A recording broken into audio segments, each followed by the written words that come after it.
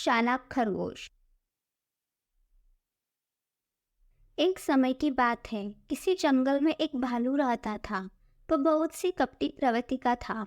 उस भालू को शहद खाने का बहुत शौक था। वह अक्सर जंगलों की मधुमक्खियों से जबरदस्ती शहद छीनकर खाया करता था। उसी जंगल में एक बेहद चालाक खरगोश भी रहता था। एक दिन भालू जंगल में से मधुमक्खियों से शहद छीनकर ला रहा था। तभी खरगोश को शहद के बारे में पता चला। खरगोश ने शहद को खाने के लिए एक योजना बनाई और स्वयं योजना के अनुसार उस रास्ते पर जाकर लेट गया जहाँ से भालू गुजरने वाला था। भालू जैसे जैसे खरगोश के नजदीक आ रहा था, वैसे वैसे खरगोश जोर जोर से कराहने लगा और कहने लगा, अब तो मेरे मरने का दिन नजदीक आ गया है। आहा! ऐसे कराहते हुए खरगोश को देख भालू को उस पर दया आ गई। भालू ने खरगोश से पूछा, क्यों भाई खरगोश, क्या हुआ, इतना करहा क्यों रहे हो? खरगोश ने घबराते हुए कहा, क्या रे बालू भैया, पेट में बहुत तेज दर्द हो रहा है। अब तो अंतिम समय नजदीक आ गया है ऐसा लगता है। खरगोश ने और तेज कराहते हुए भालू से कहा, क्या भालू भैया, आप मुझे अपनी पीठ पर बिठाकर मेरी गुफा तक छोड़ सकते हैं? भालू को उस पर दया आ गई। उसने बिना कुछ सोचे समझे हामी भर दी और खरगोश को अपनी पीठ पर बैठा लिया। अब खरगोश बड़ी चालाकी के साथ धीरे धीरे भालू की पीठ पर लदे सारे शहद को चट कर लिया।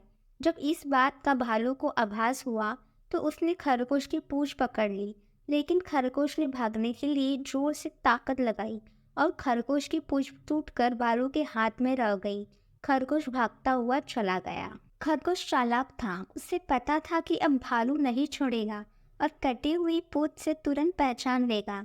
इसीलिए खरगोश ने अपनी खरगोशों की बस्ती में यह अफवाह फैला दी कि एक बीमारी सभी खरगोशों की पूंछ में पैदा हो गई है, जिसके कारण कई खरगोश मर रहे हैं।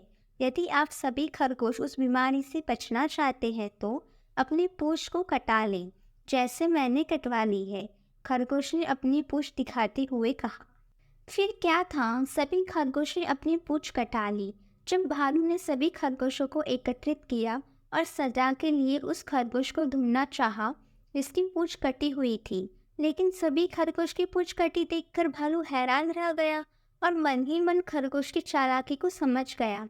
अब भालू चालाक खरगोश को पहचानने में असमर्थ था और चुपचाप अपनी राह चलता बना। इस कहानी से हमें शिक्षा मिलती है, बुद्धि के प्रयोग से सभी मुसीबतों का हल आसानी से निकाला जा सकता है।